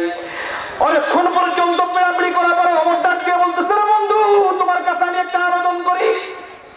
তুমি তো জানো মানুষ যদি কোনো মাল চুরাই করিয়া বিক্রি করে অর্ধেক দামে বিক্রি হয়, তুমি এইখান থেকে আমার কাছে একটা পরকির বাচ্চা বিক্রি করে দাও। যদি বিক্রি করে দাও যেই দামে বিক্রি হয় তোমাকে আমি ন্যায্য দাম দিব, তার চেয়ে 10 দিরহাম তোমাকে বেশি দিব। চুরাই মাল তোমার 1 টাকা কম দিব না, বরঞ্চ তোমাকে আমি 10 দিরহাম বেশি দিব একটা যদি বিক্রি করে দাও। তাহলে জিজ্ঞাসা করতেছে যে, মেহমান, যদি একটা পরকি তোমার কাছে আমি বিক্রি করে দেই, সকালে যখন আমার মালিক আসবে, মালিক যখন গণনা করবে একটা কম হয়ে যাবে, তখন আমি কি জবাব দিব? ওমর বলতেছে, বন্ধু, তুমি বলে দিবা। আমি যখন তাহাজ্জুদ নামাজের পরে জায়নামাজের মধ্যে বসেছিলাম, এমন সময় আমার ঘুমের সামনে শিকার আমার চক্ষু দুইটা বন্ধ হয়ে গেল যে আমার মালিক এমন সময় জঙ্গল থেকে হিংস্র প্রাণী এসা একটা পরগির বাচ্চাকে থামা দিয়ে লয়ে গেছে। আমি ঠেকায় রাখতে পারি নাই, অথবা আমি ঠিক পাই নাই। যদি তুমি এই কথা বলো তাহলে মালিক অবশ্যই বিশ্বাস করবে, একবারে বলে তোমারে ক্ষমা করে দিবে। এমন সময় রাখাল বলতেছে, তুমি কে মেহমান? তোমাকে আমি চিনি না, ফের যদি ফাদ্দার হও কথা বলো, আমি প্রয়োজন বলে তোমাকে আমি ঘাড় ধাক্কা দিয়ে আমার স্থান থেকে তোমাকে বাহির করে দিব। এমন সময় আমার কোনো পরিচয় নাই না, এক পাও দুই পাও করে মামুনের দিকে রাখাল ছেলেটা আসতেছে। এমন সময় আমার বলতেছে, রাখো, তুমি আমার গায়ের মধ্যে হাত দিবে না, তুমি আমার গায়ের ভিতরে হাত দিবে না। তুমি কি আমাকে চেনো নাই? কয় না, আমি তোমাকে চেনো নাই, আমি হচ্ছি ওমর। আমি আসলে মুসাফির হালাত নয়, তোমাকে এক্সামিন করার জন্য, তোমাকে পরীক্ষার জন্য তোমার কাছে গেছিলাম। আল্লাহর দরবারে ওমর দুইটা হাত তুলে ফেলেছে। আল্লাহ তাআলা, তোমার কাছে ফরিয়াদ জানাই, আমার ক্ষেত্রের ভিতরে, আমার বংশের ভিতরে, আমার মহল্লার ভিতরে, আমার রাজত্বের ভিতরে এমন একজন যুবককে তুমি কায়েম করেছো, এমন একজন দিনদার পরহেজগার মানুষকে তুমি কায়েম করেছো। আল্লাহর কসম তোমার কাছে আমি বলি, আল্লাহ, আমি ওমর রাজত্ব চাই না, আমি চাই তোমার কাছে একটা জিনিস, আমার প্রত্যেকটা মহল্লার ভিতরে, প্রত্যেকটা গ্রামের ভিতরে এইরকম একজন দিনদার পরহেজগার রাখাও তুমি তৈরি করে দাও, যার ওসিলায় কিয়ামতের দিন কোটি কোটি মানুষ এদের সুপারিশের বিনিময়ে জান্নাতে চলে যাবে। হযরত ওমর যালিকাল কিতাবুল লা রাইবা ফীহি হুদাল লিল মুত্তাকিন সাহাবায়ে কেরামদের সামনে আয়াত তিলাওয়াত করে বলতেছেন, আল্লাহ তাআলা মুত্তাকিদের জন্য কিতাব নাযিল করেছে। আমি ওমর কতটুকু মুত্তাকি হতে পারলাম নিজেকে নিজে বিশ্বাস করতে পারি না। হযরত ওমর সম্পর্কে ফাজাইলে আমলটা খুলবেন, খোলার পরে দেখবেন সাহাবায়ে কেরামদের ঘটনার মধ্যে একটা ঘটনা আছে। হযরত ওমর রাসূলের দরবার থেকে বাইরে হয়ে একটা জঙ্গল দিয়ে যাইতেছে। এমন সময় কতগুলি গাছের নিচে কতগুলি বরকির বাচ্চা চার হাত পা চারদিক দিয়ে শুয়ে আছে। এমন সময় আল্লাহর পয়গম্বরের সাহাবী একটা খড় হাতে দিয়েছে, খেজুর গাছের একটা পাতা হাতে নিয়ে টান দিয়ে ছিঁড়তেছে আর বলতেছে, আল্লাহ, তুমি যদি আমাকে এই জামানের একজন মানুষ না বানাইয়া, তুমি যদি আমার গাছের একটা পাতা বানাইতা, এই পাতাটা একটা বরকির বাচ্চা টোকায় আমাকে খেয়ে ফেলতো, কিয়ামতের দিবসে আমার কোনো হিসাব হইতো না। আল্লাহ, তুমি যদি আমার এই জামানের একজন মানুষ না বানাইয়া এই জঙ্গলের একটা প্রাণী আমাকে বানাইতা, হিংস্র প্রাণী আমাকে টান দিয়ে ছিঁড়ে ফেলে খেয়ে ফেলতো, আমার কোনো হিসাব হইতো না। আল্লাহ, তুমি আমার কেমনে মানুষ বানাইলা? আল্লাহর পয়গম্বরের সাহাবী চিৎকার করে জঙ্গলের মধ্যে প্রাণীগুলোর দিকে তাকায় তাকায় চোখের পানি ফেলে কাঁদতেছেন। ওমর 7 ফিট থেকে 10 ফিট লম্বা একজন মানুষ, আল্লাহু আকবার, মুসলমান, যে আল্লাহর পয়গম্বরের সাহাবী ওমর জীবনের জন্য, রাসূলের গর্দনের জন্য মক্কা নগরী ছাইরা যেই জায়গায় রাসূল পলাতক অবস্থায় আছে, রাসূলকে খোঁজার জন্য ওমর দৌড়ায় বাইরে গেছে। খোলা একটা তলোয়ার ওমরের কাছে, মানুষ জিজ্ঞাসা করে জবাব দেয় না, খবর হয়ে গেছে আল্লাহর পয়গম্বরের গর্দন যদি কেউ হাজির করতে পারো, এক হায়ে কি 100 উট পুরস্কার দেওয়া হবে। ওমর দৌড়ায় চলে গেছে। সেই ওমর ইসলাম গ্রহণ করার পরে একটা বরকির বাচ্চার দিকে তাকিয়ে তাকিয়ে চোখের পানি ছেড়ে দিয়ে কাঁদে আর বলে, আল্লাহ, তুমি যদি আমার এই জামানার একজন মানুষ না বানাইয়া, তুমি যদি আমার একটা জঙ্গলের ভিতরে একটা প্রাণী বানাইতা, তাহলে মানুষ ধরে আমারে খাইয়ে ফেলতো, আমার কোনো হিসাব হইতো না। ও বন্ধু, আপনি একটু মানুষের মাথা দিয়ে চিন্তা করবেন না, মন, আমার জীবনটাকে আমি কোন রাস্তায় ব্যয় করলাম, আমার জীবনটাকে আমি কোন রাস্তায় ব্যয় করলাম, কেমন মানুষ আমি হইলাম। ওমর কোথার একজন মানুষ, আমরা কেমন একজন মানুষ। ওমর একজন মানুষ, আমরা একজন মানুষ। ওমরের ঈমানও আছে, আমাদেরও ঈমান আছে। ওমরের তাকওয়াও আছে, আমাদের তাকওয়া আছে, কিন্তু তার তাকওয়া আর আমাদের তাকওয়া আকাশ পাতাল ডিফারেন্স রয়ে গেছে। হযরত ওমর ডাকিয়ে বলতেছে, ওর তো জাহানের খলিফা, কোনো দেহরক্ষী নাই, কোনো বডিগার্ড নাই, অন্ধকার রাতে জায়গার ভিতরে বাতি জ্বলতেছে। ওমর হাঁটতে হাঁটতে গভীর জঙ্গলে চলে গেছে। যাওয়ার পরে দেখতেছে একটা মহিলা আগুন জ্বালাইতেছে। ঘরের পিছনে দাঁড়িয়ে মা মা করে আওয়াজ করেছে। মহিলা ডাক দিয়ে বলে, বাবা, আমার তো কোনো বড় সন্তান নাই, কি আমাকে মা বলে ডাকে? কয়, আপনি যদি আমাকে অনুমতি দেন তাহলে আপনার বাসায় একটু আমি আসতে পারি। বলতেছে, বাবা, আমার একটু সময় দাও। মহিলা নামাজ পড়েছে, মুরাকাবা করেছে। মুরাকাবার ভিতরে কি পাইছে আল্লাহ তাআলাই ভালো জানে, ডাকতেছে, বলতেছে, বাবা, তুমি আসো। বাসার ভিতরে ঢুকে দেখে একটা পাথরের ভিতরে, একটা হাড়ির ভিতরে কতগুলো পাথরের টুকরা দিয়া, পানি দিয়া, নিচে আগুন দিয়ে জ্বালাইতেছে। এমন সময় ওমর ডাক দিয়ে বলতেছে, মা, ঘটনাটা কি? তার বললা, এই কথা বললে কি আমার দুঃখ মুছাবে? আমার কি ব্যথা জোড়াবে রে বাবা? তোমার কাছে আমি একটা কথা বলি, এই কিছুদিন পূর্বে আমার স্বামী যুদ্ধের ময়দানে গিয়ে শাহাদাতের পেয়ালা পান করে পৃথিবীর জমিন থেকে আল্লাহর মেহমান হয়ে বিদায় হয়ে গেছে। আমার 3টে বাচ্চা, নাবালিক বাচ্চা রেখা আমার স্বামী পৃথিবী থেকে বিদায় হয়ে গেছে। আমি একটা যুবতী মেয়ে, না পারি মানুষের কাছে ভিক্ষার জন্য হাত বাড়াইতে, আমি না পারি মানুষের কাছে সাহায্যের জন্য যাইতে। আর বর্তমান জাহানের খলিফা ওমর, সেই ব্যক্তি আমাদের কোনো খবর নেয় না। কেমনে জীবন যাপন করতে পারি বাবা? বাচ্চারা 3 দিন পর্যন্ত অনাহারে মুখের ভিতরে কোনো খাবার নাই, এই জন্য হাড়ির ভিতরে কতগুলো পাথরের টুকরা দিয়া পানি দিয়া নিচে আগুন দিয়ে জ্বালাইতেছি, আর একবার ঘরের মধ্যে দৌড়ে যায়, আর বাচ্চাদের গায়ের মধ্যে আস্তে আস্তে করে চড় দেই, থাপ্পড় দেই, বাচ্চারা আরামে ঘুমাইতেছি। এই বলে বলে সকাল পর্যন্ত আমি পার করার জন্য চেষ্টা করতেছি। সকাল হলে দেখি আল্লাহর পক্ষ থেকে যদি কোনো বাজেট হয়ে যায় তাহলে বাচ্চাদের খোরাকের ব্যবস্থা হয়ে যাবে। হযরত ওমর ডাক দিয়ে বলে, মা আপনি আমার একটু অনুমতি দেন, তাহলে আপনার জন্য আমি একটা ব্যবস্থা করবো। বাবা তোমার একটা কথা বলি, অনুমতি তোমাকে আমি দিতে পারি, তবে একটা বিষয়, ওমর যেন এই সংবাদটা না জানে। ওমর যদি জানে তাহলে আমাদের অবস্থা 12টা বেজে যাবে। ওমর সম্পর্কে কিন্তু মহিলার কোনো ধারণা নাই।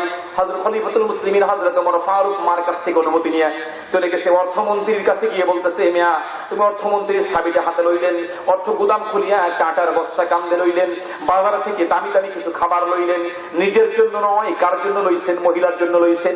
বস্তা মাথায় লইতেছে, এমন সময় ডাক দেখলো, বলতেছে, ওমর তোমার কাছে আমার একটা দাবি, তুমি এত বড় একজন অর্থ জাহানের খলিফা, তোমার কাছে আমি অনুমতি চাই, তুমি যদি আমাকে একটু অনুমতি দাও, আল্লাহর কসম করে বলি তোমার এই বস্তাটা আমার মাথায় উঠাইয়া দাও, তুমি যেই জায়গায় আমাকে নিতে বলবে, আল্লাহর দোহাই, আল্লাহর কসম, আমি সেই জায়গার মধ্যে এই বস্তাটা নিয়ে আমি পৌঁছাই দিয়ে আসবো। ওমর তুমি মাথায় নিলে ভালো দেখায় না। ওমর ডাক দিয়ে বলে, কিয়ামতের ময়দানে আমার বোঝাটা আমারই বইতে হবে, তুমি আমার বোঝাটা আমার মাথায় উঠাইয়া দাও। কিয়ামতের ময়দানে আমার শাস্তি আমারই গ্রহণ করতে হবে, কিয়ামতের ময়দানে আমার জবাব আমারই দিতে হবে।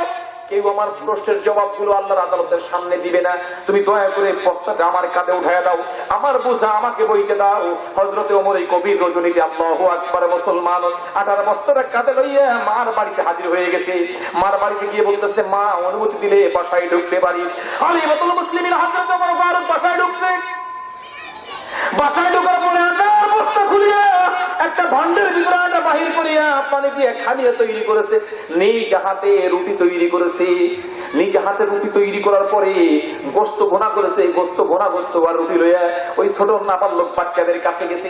বাচ্চাদেরকে ঘুম থেকে উঠাইয়া কোলের মধ্যে বসাইয়া, আর যখন সে বলতেছে ভাই খাবারগুলি খাও, এমন সময় মার দিকে তাকায় বলে, মা আমাদের তো বড় কোনো ভাই নাই, এই ভাই আমাদের কোথা থেকে আসলো? 2 দিন 3 দিন পর্যন্ত খাবার পাই না মা, আজকে আমাদের মুখের ভিতরে আল্লাহর কোন বান্ধব খাবার নিয়ে আমাদের মুখের ভিতরে দিতেছে। মা তুমি একটু নামাজের মধ্যে দাঁড়াইয়া আমার এই ভাইটার জন্য দোয়া করো, আল্লাহ তাআলা যেন একজন কবুলিয়ত বান্দা হিসেবে আল্লাহর বান্দাকে কবুল করে। ছোট বাচ্চাদের মুখের ভিতরে খাবার নাই, ওমরও কিন্তু 1-2 দিন পর্যন্ত খাবার খায় না। ওমর জানে না আমার জাহানের মধ্যে কোন ব্যক্তি ক্ষুধার্ত, কোন ব্যক্তি পেটে খাবার দেয়, কোন ব্যক্তি খাবার দেয় না। ওমরও কিন্তু মুখের ভিতরে খাবার দিতেছে না। ওমর এই বাচ্চাদের মুখের দিকে তাকায়, এক সাইড দিয়ে হাসতেছে, ওমর এক মুখে হাসে, একটা চোখ দিয়ে ওমর হাসে, আর একটা চোখ দিয়ে ওমরের চোখ দিয়ে পানিগুলো গড় গড় করে পড়ে। আয় আল্লাহ, আমি যদি খবর না নিতে পারতাম, কিয়ামতের দিন যদি আল্লাহ আমার কাছে প্রশ্ন করতো, আমি ওমর কেমনে জবাবগুলো দিয়ে দিতাম। আল্লাহ জবাব দেওয়ার কোনো পথ আমার ছিল না, খুঁজে পাইছি আল্লাহ এরকম অসহায় মানুষ যারা আমার জাহানের মধ্যে আছে, এদের প্রত্যেকটা মানুষের বাড়ি বাড়ি আমার তুমি পৌঁছাইয়া দাও। ওমর বাচ্চাদের মুখের ভিতরে খাবার দেয়, বাচ্চারা খাবার খায়, একজনের সঙ্গে খেলাধুলো করে। হযরত ওমর দেখতেছে তারা হাসতেছে, হাসি দেখিয়া বাসার থেকে ফেরত গেলেন। নাম ঠিকানা লয়ে গেছে, মা মৃত্যু দুনিয়ায় থেকে বেঁচে যে কয়দিন পর্যন্ত থাকবে, হায়াতে জিন্দেগি যে কয়দিন আছে, এ কয়দিন পর্যন্ত হযরত ওমর মার জন্য একটা ভাতার ব্যবস্থা করে দিছে। হযরত ওমর ডাকতে বলে, সকালবেলা লোকদেরকে বলতেছে, এমন একজন অসহায় মানুষ ওই মরুভূমির ভিতরে বসবাস করে, তোমরা যাও ওই লোকটাকে খবর দিয়ে আমার কাছে হাজির করো। হযরত ওমর খবর দিয়ে এনেছে, মার নাম লিখেছে, সমা পরিচয় দেয় নাই জানি ওমর, পরিচয় দেয় নাই জানি ওমর। ওমর চলে গেছে, বলতেছে, বাবা তুমি যা কিছু করলা খবরদার এই খবরটা কিন্তু ওমরের কানে দিও না, ওমরের কানে দিলে আমাদের অবস্থা করুণ হয়ে যাবে, এমনও হতে পারে আমাদের ফাঁসির মঞ্চে ঝুলিয়ে দিতে পারে, তুমি খবরটা কিন্তু ওমরের কানে দিও না। ওমর পরিচয় দেয় নাই, সকাল হয়ে গেছে, লোকদেরকে পাঠাইছে, ওই মহিলাকে আমার কাছে ইজ্জতের সাথে সম্মানের সাথে আমার সামনে তোমরা হাজির করবে। মা আসছে, মার কাছে প্রশ্ন করেছে, মা একটা মাস চলতে আপনার কি পয়সা খরচ হয়, কতগুলি আটা হলে আপনি চলতে পারবেন, কয় কেজি গোস্ত হলে আপনি চলতে পারবেন? মা স্বল্প একটা কম দামি একটা কথা বলেছে, বাবা আমার জন্য 1 মাসে 10 কেজি আটা হলে চলবে, 2 কেজি গোস্ত হলে চলবে, 1 কেজি পেঁয়াজ 1 কেজি মরিচ হলে আমার জন্যই চলবে। আল্লাহর পয়গম্বরের সাহাবী ওমর নামটা লিখিয়া ওই মহিলার মৃত্যুর আগ পর্যন্ত পর্যন্ত আল্লাহ পাকের বান্দা হযরতে খলিফাতুল মুসলিমিন ওমর ফারুক এমন একটা বাতার ব্যবস্থা করে দিয়েছে। এই সময় মহিলা চিন্তা করলো যে আল্লাহু আকবার, এই লোকটা তো ওমর। ডাক দিয়ে বলতেছে, বাবা আমি তোমার বড় কষ্ট দিয়েছি, এক নাম্বার তোমার কাছে আমি ক্ষমা চাই, তুমি আমাকে মাফ করে দাও। হযরত ওমর নামটা লিখেছে, বাতার ব্যবস্থা করে দিয়েছে, একটা রশি হাতে লইছি, রশিটা হাতে লইয়া বলতেছে, মা দয়া করে মনে কিছু করবেন না, আমার কাঁধের ভিতরে আমার গলার মধ্যে রশিটা লাগাইয়া দেন। ওই যে ঘোড়ার গাড়ি দেখা যায়, ঘোড়ার গাড়ির পিছনে আমার এই রশিটা বেঁধে দেন। এই মক্কা মদিনার অলি দিয়ে গলিতে রাস্তার মধ্যে আমাকে শুলিতে চড়াবেন। যদি আমারে ক্ষমা না করেন তাহলে আমাকে এইটা করতে হবে, তারপরও দয়া করে আমারে মাফ করতে হবে।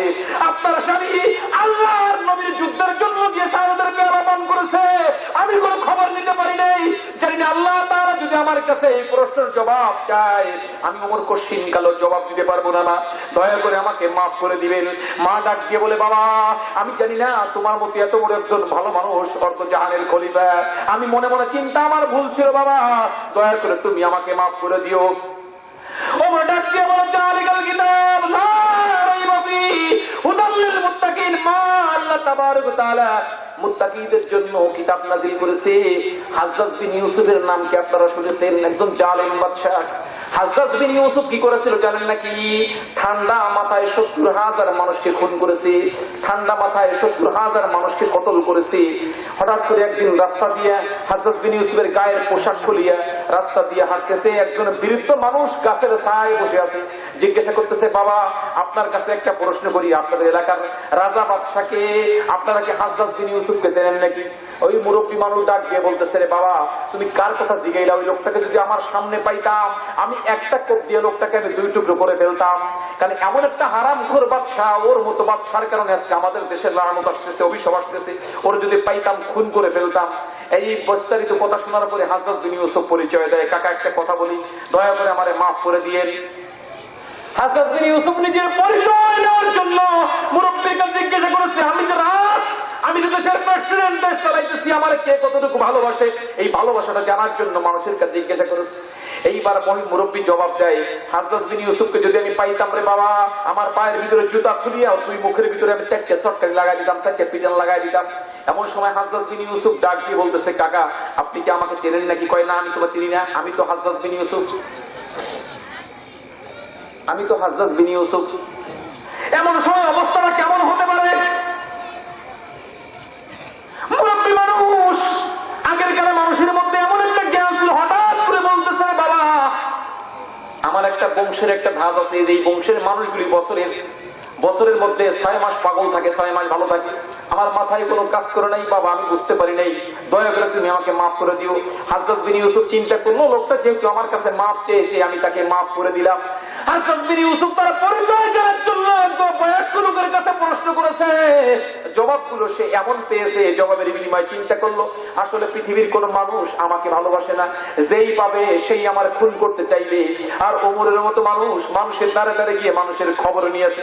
জালিকাল কিতাব লা রাইবা ফীহি হুদাল লিল মুত্তাকিন, মুত্তাকিদের পথকে অবলম্বন করেছে ওমর।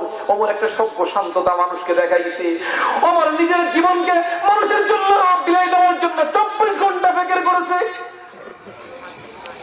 হযরত ওমর জালিকাল কিতাব লা রাইবা ফীহি হুদাল লিল মুত্তাকিন, মুত্তাকিদের রাস্তাকে অবলম্বন করার জন্য একদিন 3টে কাপড় ওমরের কাছে হাদিয়া আসছে। কয়টা কাপড় বলেন, জোরে বলেন, কয়টা কাপড়?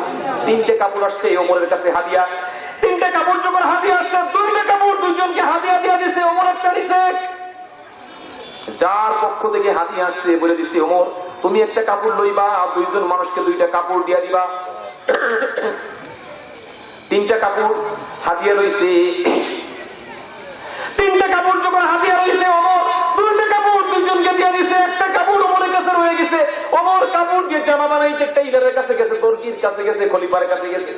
খলিফা কাপড় বানাবে, দেখে ওমরের হাঁটুর উপরে কাপড় উঠে যায়।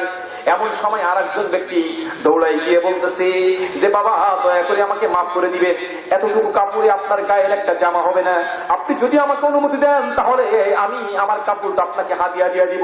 2টা কাপড়কে একত্রিত করলে আপনার গায়ের একটা জামা হবে। এই জামাটার গায়ে দিয়ে যদি আপনি জুমার দিনে দাঁড়ায় খুতবা দেন তাহলে আপনাকে সুন্দর দেখাবে। এই কাপড়টা আপনাকে আমি হাদিয়া দিয়ে দিলাম। হযরত ওমর দুইটা কাপড়কে একত্রিত করিয়া খলিফার কাছে গিয়ে লম্বা একটা জামা বানাইছে, কুর্তা বানাইছে। জামাটা ইলিয়া জুমার দিনে খুতবা দিতেছে, গ্রামের একজন যুবক দাঁড়িয়ে বলতেছে, তোমার বিরুদ্ধে আমার একটা অভিযোগ আছে।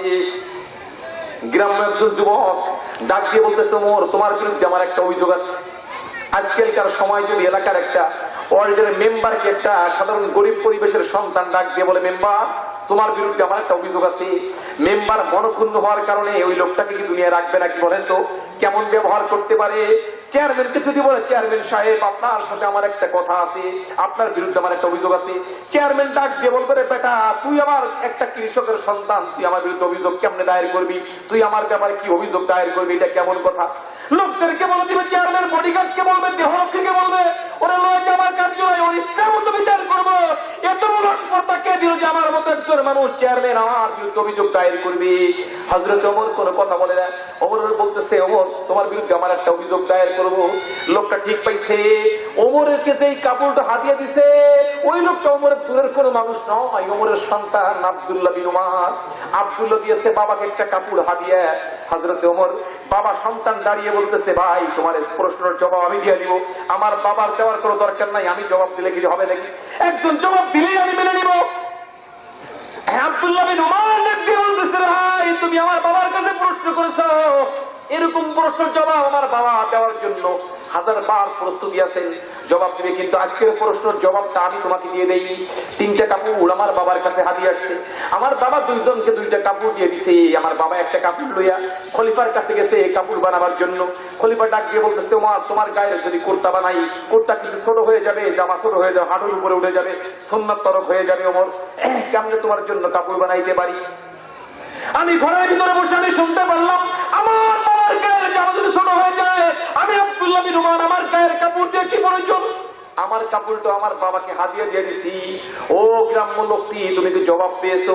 কয় না না, আমি জবাব পেয়েছি, আমার আর দরকার নাই। কয় এরকম কোনো চিন্তা ভাবনা কোনোদিন করবে না।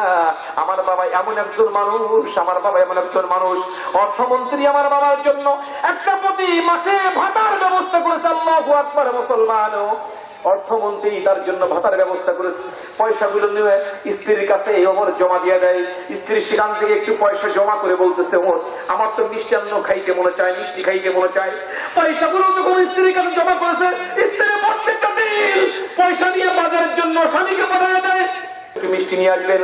হযরত ওমর টাকা পয়সা 30টা পয়সা নিয়ে অর্থমন্ত্রীর কাছে গিয়ে বলতেছে, মন্ত্রী সাহেব আপনি দয়া করে এই পয়সাগুলো আপনার মন্ত্রণালয়ে জমা করে নেন, কারণ এই তুমি না চাও, আল্লাহ যদি না চায়, যদি আমার এলাকার মানুষের ভিতরে সচ্ছলতা কোনোদিন না আসে, তাহলে মিষ্টির কোনো প্রয়োজন নাই, তুমি আমার কাছে মিষ্টি খাইতে চাইবে না। জালিকাল কিতাবুল রাইবা ফীহি হুদাল লিল মুত্তাকিন। মুত্তাকি হওয়ার জন্য কতগুলো রাস্তা রয়েছে। আল্লাহু আকবার। মুসলমানও দেখবেন, এই কিফিল নামে একজন ডাকাত, আল্লাহর পয়গম্বরের আগের জামানার ঘটনা। কিফিল নামে ডাকাত, তার সারাটা জিন্দেগি ডাকাতি করেছে, ডাকাতি করতে করতে জীবনটাকে বিসর্জন দিয়েছে। লাস্ট সময় 50 থেকে 55 বছর বয়স। কিফিলের সব দিন তার একটা ধারণা ছিল, যুবতী মেয়েদেরকে নিয়ে কিফিল পালাক্রমে ধর্ষণ করত, যুবতী মেয়েদেরকে টাকার বিনিময়ে খরিদ করিয়া রাত্রেবেলা তার কাছে রাখতো। জীবনে কোনোদিন বিবাহ শাদী করে নাই, জিনা ব্যভিচারের ভিতরে কিফিল নামে ডাকাত জীবন যাপন করেছে। কাফিল হঠাৎ করে একদিন সকালবেলা ফজরের নামাজের পরে একজন লোক দৌড়ে এসে বলতেছে, ভাই আমি তোমার সম্পর্কে চাচাতো বোন লাগি, তোমার কাছে আসছি, আমার 2টা বাচ্চা রেখা আমার স্বামী দুনিয়া থেকে বিদায় হয়ে গেছে, তোমার কাছে আসছি আমি কিছু পয়সা হাওলাত নেওয়ার জন্য, আমি সময় হলে তোমার টাকাটা দিয়ে দিব, তুমি আমার কিছু টাকা কর যে হাসানা দাও, হাওলাত দাও, আমি তোমার সময় মতো টাকাটা তোমাকে ফিরাই দিয়ে দিব। কিফিল ডাক দিয়ে মহিলার দিকে তাকায়, দেখে মহিলার চমৎকার চেহারা, সুন্দর একটা চেহারা কিফিলের সামনে বাইসা উঠছে। কিফিলের মনে শয়তান ধোঁকা দিয়ে ফেলেছে, বলতেছে, বোন তোমার আমাকে টাকা ফেরত দিতে হবে না, তুমি আমার কাছে যা চাও তোমাকে আমি তাই দিব, তবে একটা কথা তোমাকে বলি, তুমি যদি মানো তাহলে সন্ধ্যার পরে তুমি আমার সঙ্গে দেখা করিও। মহিলা চিন্তা করলো, ইজ্জত যদি যায় যাক, তারপরে আমার বাচ্চাদের জীবন বাঁচাইতে হবে। কোনো মা চায় না তার সম্মুখপণ দিয়ে সন্তানগুলি না খাইতে খাইতে ছটফট করে মারা যাক, এইটা কোনো মা চায় নাকি? মা চিন্তা করলো, প্রয়োজন বোধে আমার ইজ্জত দিয়ে দিব। তারপরে কিফিলের কাছ থেকে সম্পদ লইয়া আমার বাচ্চাদেরকে বাঁচাবার জন্য চেষ্টা করব, প্রয়োজন বোধে আমি কিফিলের বিরুদ্ধে আল্লাহর কাছে অভিযোগ দায়ের করব। মা চলে গেছে, সন্ধ্যার পরে চলে গেছে কার কাছে? ওই কিফিলের কাছে চলে গেছে। ভাই তুমি আমার না কর যে হাসানা দেওয়ার কথা বলছো, সন্ধ্যার পরে আসতে বলেছো। কয় বোন তোমার একটা কথা বলি, তুমি তোমার ইজ্জতটাকে আমার কাছে আজকে রাত্রের জন্য বিক্রি করে দাও, এর বিনিময়ে তোমাকে আমি যা দিব এটা তোমার কোনোদিন আমার কাছে ফেরাই দিতে হবে না, ফেরত দিতে হবে না, ফি সাবিলিল্লাহ তোমাকে আমি দিয়ে দিব। তুমি দয়া করে আজকে রাত্রের জন্য তুমি আমার গোলাম হয়ে যাও, তুমি আমার আশেক হয়ে যাও, আমি তোমার মাশুক হয়ে যাই। কিফিল টাকার যখন এই কথা বলেছে, মা চিন্তা করলো, বোন চিন্তা করেছে আমার সন্তানদেরকে আমার বাঁচাইতে হবে। আমার কাছে আমার জৈবন তার কাছে তার জন্য চেয়েছে, জৈবন দেওয়ার জন্য মা জৈবন দেওয়ার জন্য বোনটা রাজি হয়ে গেছে। গভীর রাত যখন হয়ে গেছে, কিফিল সুন্দর করে দামি দামি একটা আতর সেন্ট বাসটা লাগাইয়া ভালো একটা পোশাক পরিহিত অবস্থায় যুবতী মেয়ের কাছে আসছে। দুইটা সন্তানের মা, কিন্তু বয়স হয়েছে 20 থেকে 22 বছর। এরকম সময় মা ওই কিফিলের কাছে হাজির হয়েছে। এমন সময় কিফিল ডাক দিয়ে বলতেছে, বোন তুমি কি তৈরি আছো? হ্যাঁ আমি তৈরি হয়ে গেছি, আমি এখন তোমার সাথে মজা করা শুরু করে দিব, রাতটাই তুমি আমার জন্য মজার একটা পাত্র হয়ে যাবে। এমন সময় কিফিল রুমের মধ্যে ঢুকছে। কিফিল রুমের মধ্যে ঢোকার পরে এই বোনটা যুবতী মেয়েটার গায়ের মধ্যে হাত দিবে, যুবতী বোনটার গায়ের মধ্যে হাত দিবে কিফিল। এমন সময় চেয়ে দেখে যে আল্লাহ পাকের বান্দির দুই চোখ দিয়ে গড় গড় করে পানি পড়তেছে। এমন সময় ডাক দিয়ে কিফিল বলতেছে, বোন আমি আমার জীবনে শতে মেয়েদের ইজ্জতকে আমি লন্ঠন করেছি, ইজ্জতকে আমি নষ্ট করেছি। আমি আমার সারা জিন্দগি আমার বাড়ি ঘর পর থেকে এই পর্যন্ত প্রত্যেকটা রাত আমি যুবতী মেয়েদের কাছে কাটাইছি। কোনো একটা দিন কোনো একটা যুবতী মেয়ে চোখের পানি ছেড়ে কাঁদে নাই। তুমি কেন কাঁদতেছো? কি দুঃখ তোমার ভিতরে আমার কাছে বলো। এমন সময় যুবতী মেয়েটা ডাক দিয়ে বলে, কি ফেললে তুমি আমার একজন ভাই সম্পর্কে, আল মুসলিম আকুল মুসলিম, মুসলমান তো মুসলমানের ভাই। আল মুসলিমু মান সালিমাল মুসলিমুনা মিন লিসানিহি ওয়া ইয়াদিহি, প্রকৃতি মুসলমান তো ওই ব্যক্তি যার হাত এবং জবানের দ্বারা অপর মুসলমান নিরাপদে থাকে। আমি তো মনে মনে চিন্তা করলাম তুমি তোমার ভাই, তুমি কোনোদিন আমার ইজ্জতকে নষ্ট করবে না। আমি তারপরেও আমি চিন্তা করতেছি আমার সন্তানদেরকে বাঁচাবার জন্য আমি তোমার কাছে সাহায্যের জন্য হাত বাড়াইছি, কর্জে হাসানা নেওয়ার জন্য তোমার কাছে আমি হাত বাড়াইছি। এর বিনিময়ে তুমি আমার ইজ্জতকে লুণ্ঠন করবে, আমাকে তুমি বেইজ্জতি করবে, আমাকে তুমি ধর্ষণ করবে, আমার সঙ্গে তুমি জিনার কাজে জড়িত হবে।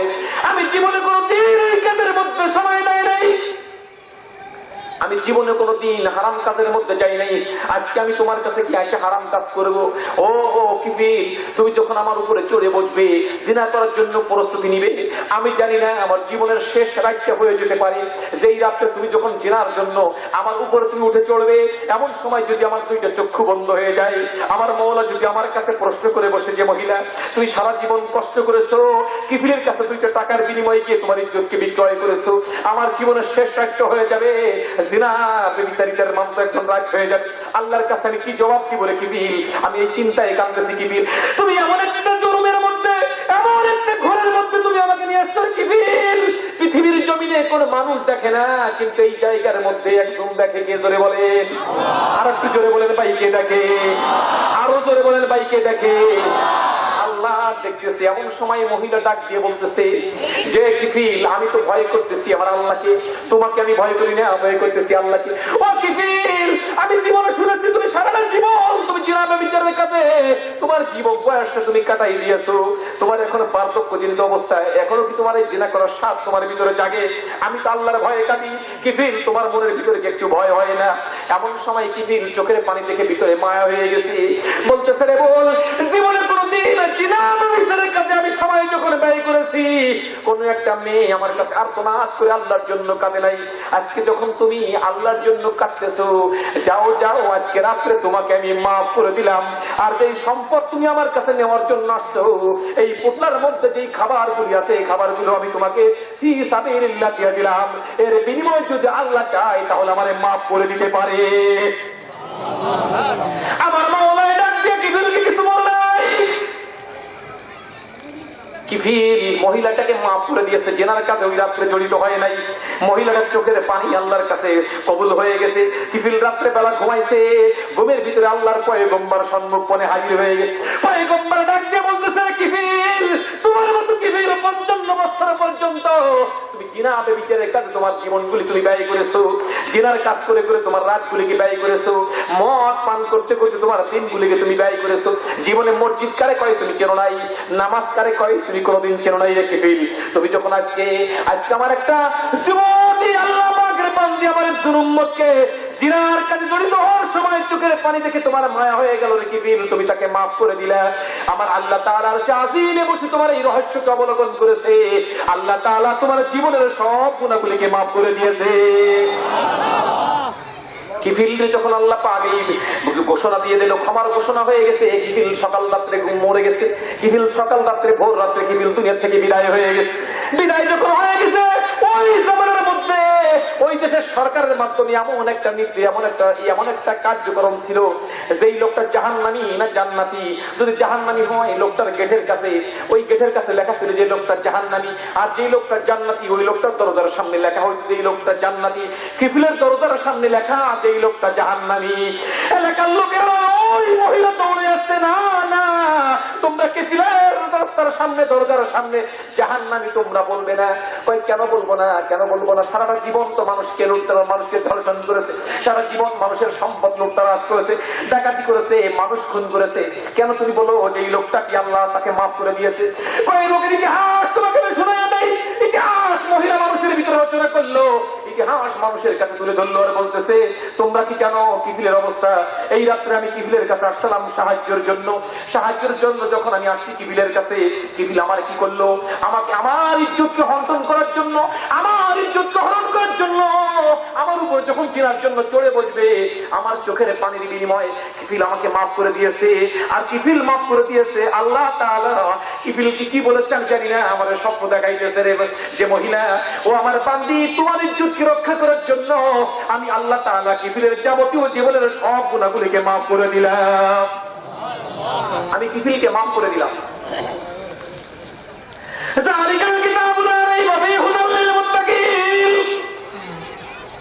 মুত্তাকি হওয়ার জন্য কতগুলো কার্যক্রমের কথা আপনাদের মাঝে ভাই আমি বললাম।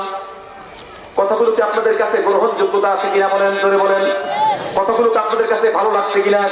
আজকের সমাজের মানুষগুলো আজকে দেখবেন মানুষের ভিতরে মুত্তাকির পথ অবলম্বন করেছে। ইন্দোনেশিয়ার দিকে তাকায় দেখেন, করোনা ভাইরাসে হাজার হাজার মানুষগুলি মারা গেছে। মিডিয়া বাহির করলে দেখা যায় 200, 400, 500 লোক মারা গেছে। কিন্তু ভাই গোপন সূত্রে জানা গেছে কমপক্ষে 10 থেকে 12,000 লোক এই করোনা ভাইরাসে মারা গেছে। আজকে ইন্দোনেশিয়ার সরকার মুসলমানদের মসজিদে গিয়ে ইমাম সাহেবের পায়ের পরে পড়ে গেছে। আমাদের দেশের মানুষগুলি যেমনি করে দেখবেন দৌড়ে গিয়া মাজারের কাছে বাবার কবরের পাশে গিয়ে সিজদা করে, দয়া করে বাবা আমাকে মাফ করবেন। কারণ একমাত্র আল্লাহ তাবারক ওয়া তাআলা সিজদা করার জন্য নির্দেশ করেছে আমাদেরকে যে আমার পান্নাগুলি তোমরা সিজদা করবা, জমিনের পরে সিজদা করবা, আমার কুদরতি পায়ের